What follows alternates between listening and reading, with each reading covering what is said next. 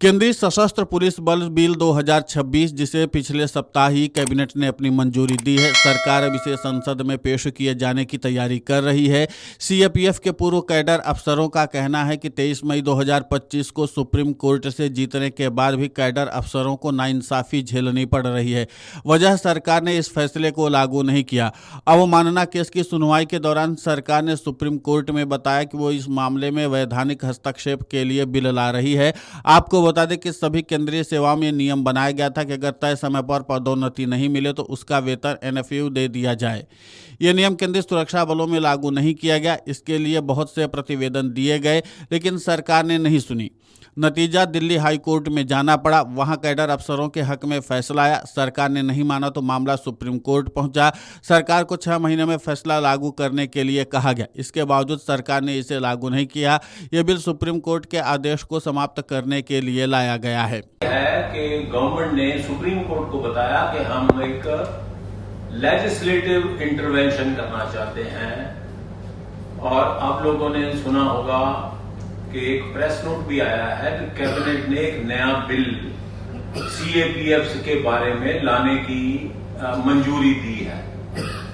हमारा ये मानना है कि ये बिल सुप्रीम कोर्ट के ऑर्डर को निगेट करने के लिए लाया जा रहा है।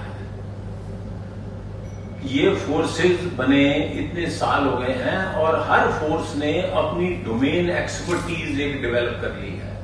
जो फोर्सेज में ये ऑफिसर्स आते हैं वो बहुत ही हाईली ट्रेंड होते हैं। मैं एग्जांपल देने के लिए बीएसएफ की एग्जांपल दूंगा। वहीं शाहबानो केस में सुप्रीम कोर्ट ने एक महिला के अधिकारों के लिए फैसला दिया था, लेकिन सरकार ने उसे पलट दिया। कैडर अफसरों के केस में भी ऐसा ही हो रहा है। सुप्रीम कोर्ट के फैसले को लागू नहीं किया जा रहा। 17 साल बाद जीती गई कानूनी लड़ाई को सरकार हराने का काम कर रही है। अगर ये कानून लागू होता है तो उससे कैडर अफसरों के करियर में अवसर प्रभावित होंगे। ये तर्क देना कि आईपीएस प्रतिनियुक्ति में समन्वय में सुधार होगा, इससे इंटेलिजेंस बढ़ेगी। अगर दिल्ली हाई कोर्ट और सुप्रीम कोर्ट का फैसला देखेंगे तो उसमें इन तर्कों को रिजेक्ट कर दिया गया है। 10 माह बाद भी सुप्रीम कोर्ट का फैसला लागू नहीं हो रहा है। इस बिल के द्वारा सरकार एक बिरादरी का पक्ष ले रही है। क्योंकि अभी 10 महीने हो गए हैं उस आदेश को, अभी उस पर कोई कार्रवाई नहीं हुई और सरकार टाइम सीख कर रही है। सरकार ये कह रही है कि हम एक लेजिस्लेटिव इंटरवेंशन लाएंगे। तो ये बहुत चीजें हैं और सिर्फ प्रमोशन से ताल्लुक नहीं रखता ये मसला। प्रमोशन हमारा एक सुप्रीम कोर्ट द्वारा दिया गया एक अधिकार है जो कि हमें मिलना चाहिए, नंबर 1। नंबर 2, ये बिल लाकर जो लीगल टर्मिनोलॉजी है कि सरकार हम लोगों के खिलाफ एक हॉस्टाइल डिस्क्रिमिनेशन कर रही है। हमारी बात सुननी चाहिए, हमें टेस्ट तो करो। हम एक अनुशासित बल के सदस्य हैं, राष्ट्र की सेवा में पूरा जीवन लगाया है, गोलियों के बीच नौकरी की है। हम ये सोचते रहे कि दिल्ली में जो लोग बैठे हैं वे हमारा ख्याल रखेंगे। ऐसा कुछ नहीं हुआ। जो सर्विस रूल बने वे हमारे लिए नहीं थी। शीर्ष पद भी हमें नहीं मिल सके। हम कुछ नहीं मांग रहे हैं। हमारी मांग है कि कैडर अफसरों को पॉलिसी मेकिंग में शामिल करो, हमें अपने से दूर मत करो। रैंक हमारे लिए कोई मतलब नहीं रखता जब तक हमें पॉलिसी बनाने में शामिल नहीं किया जाएगा। उन्होंने बिना नाम लिए आईपीएस अफसरों से कहा, आप हमें छोटा भाई समझें। रुस्तम जी का कहना है, ये इन लोगों मतलब फर्स्ट डीजी थे जिन्होंने इसको अपने फोर्स को बच्चे की तरह मतलब खड़ा किया। उन लोगों की फीलिंग देखिए और उसके बाद के जो जनरेशन उनकी फीलिंग देखिए, तो मुझे लगता है कि कहीं उस पैराडाइम है, उस पैराडाइम को उन्हें खुद बदलाव लाने की आवश्यकता है। उन्हें हम कुछ नहीं मांग रहे, हम तो कह रहे हैं ऑर्गेनाइज करने का मतलब क्या है, एसएसजी लेवल, आईजी लेवल, उस जगह जहां पॉलिसी मेकिंग है उसमें हमें शामिल करो। जो पॉलिसी मेकिंग बॉडी है उसमें हमें दूर मत रखो। रैंक आप हमें दे, तो आपको बताऊं कि जैसे जैसे हमको रैंक मिला वैसे वैसे एक अलग स्पेशल डीजी बन गया, एडिशनल डीजी बन गया। ये सब लोग पॉलिसी डिसीजन में चले गए और जो पॉलिसी डिसीजन नीचे था डीआईजी आईजी लेवल पे, वो वहां से शिफ्ट हो गया। जो ये नैरेटिव बनाया जा रहा है कि समन्वय और नेतृत्व के चलते आईपीएस को सीएपीएफ में ला रहे हैं। पंजाब में जब 5 बजे थाने बंद हो जाते थे तो उनका नेतृत्व कहाँ था? जम्मू कश्मीर में पुलिस बाहर नहीं निकल पाती थी तब उनका समन्वय कहाँ था? पंजाब पुलिस को खड़ा करने में सीएपीएफ कहाँ थे? सर्वोच्च न्यायालय के न्याय को खत्म करने का प्रयास किया जा रहा है। शाहबानो टू मत करो, हमें स्वाभिमान का सम्मान चाहिए। हमें जो सर्वोच्च न्यायालय ने एक न्याय दिया है, उस न्याय को लाछा करके जलाने की कोशिश की जा रही है। तो आप सब यहाँ बैठे हुए कृपया न्याय का साथ दीजिए।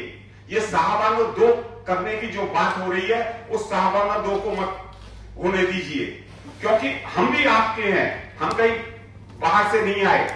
हम इस देश के लिए, हमने देश के हमारे कितने लोगों ने खून पसीना दिया है। आपने अभी मलिक जी का उदाहरण देखा, जो हमारा यंग अफसर है, उसका पैर चला गया, लेकिन वो 15 साल की सर्विस के बाद भी कल को 5 साल की सर्विस का कोई अधिकारी उससे सीनियर होकर आ जाएगा तो उसको सलाम करना पड़ेगा। सरकार की विभिन्न कमेटियां, जिनमें मुरली मनोहर जोशी की कमेटी भी शामिल है, उन्होंने कहा था कि कैडर अफसरों को उनके अनुभव के आधार पर शीर्ष तक पहुंचने दें।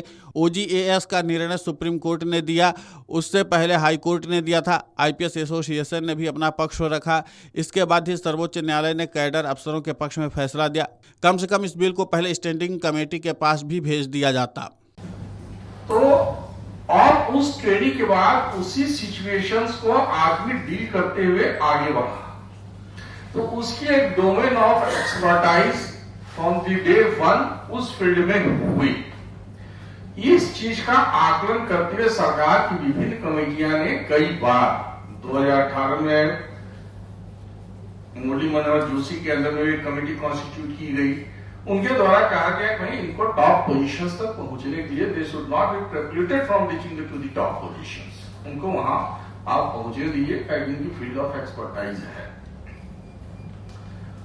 अब परिस्थिति ऐसी है कि हर चीज के लिए जो कि एक नॉर्मल वे में फ्लो करना चाहिए, जैसे NFFU था, 6 पे कमीशन ने कहा था, तो एक नॉर्मल वे में इसको ऑटोमेटिकली मिल जाना चाहिए था। इसके लिए भी आप को कोर्ट में जाना पड़ा।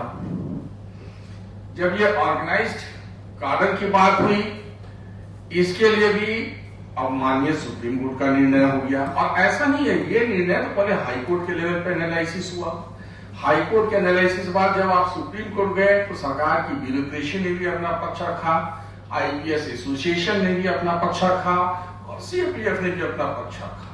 तो सभी पक्षों का आकलन ऑलरेडी हो चुका है और होने के बाद वहां से निर्णय आया है। चलिए, उसके बाद भी अगर कोई शंका है, उसका भी सम्मान है, सरकार का अधिकार है।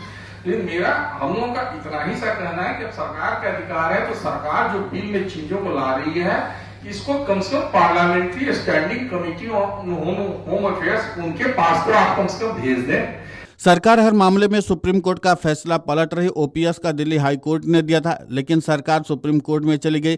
सरकार ने इस फैसले को लागू नहीं किया। 100 दिन की छुट्टी भी जवानों को नहीं मिल रही है। हम लोग सीएपीएफ के सभी जवानों की बात कर रहे हैं। सुप्रीम कोर्ट ने OGAS के मामले में फैसला दिया, सरकार उसके खिलाफ हो गई। इसके लिए इन बलों का शीर्ष नेतृत्व जिम्मेदार है। हमको समझना चाहिए कि पुरानी पेंशन एक जो सबसे बड़ा मुद्दा है जवानों के लिए।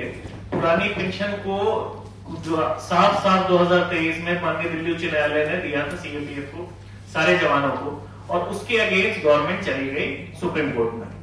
नेशनल सिक्योरिटी का मुद्दा क्यों ये अब बन रहा है, उसका बहुत सिंपल सा कारण है कि जवानों का मनोबल, कोई भी कहीं पे भी कोई भी रण क्षेत्र हो, चाहे वो नक्सलवाद हो, चाहे कश्मीर हो, चाहे BOPs हो, आप उतने ही एफिशिएंटली लड़ सकते हैं जितना एफिशिएंटली आपका जवान लड़ रहा है।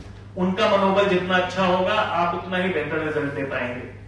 उसमें ओल्ड पेंशन का बहुत बड़ा रोल था। ओल्ड पेंशन सुप्रीम कोर्ट में नहीं दिया जा रहा। आप 100 दिन की छुट्टी के बाद उनको कह के नहीं दी गई आज तक। उनके आप आत्महत्याओं का नंबर देख लीजिए जितना ज्यादा है। कुल मिलाकर यह है कि सीएपीएफ के पूर्व कैडर अफसरों ने अपनी बातों को प्राथमिकता के आधार पर रखी है और साथ ही उन्होंने ये भी बताया कि सरकार को इस मामले में किस तरीके से हस्तक्षेप नहीं करना चाहिए, क्योंकि इसमें उन्होंने लंबे समय तक लड़ाई लड़ी है कानूनी तौर पर और सुप्रीम कोर्ट ने उनके हक में फैसला दिया है। Video desk amarujala.com। अगर आप ये वीडियो YouTube पर देख रहे हैं तो हमारे चैनल को सब्सक्राइब कर बेल आइकन दबाएं और Facebook पर देख रहे हैं तो हमारे पेज को लाइक करें।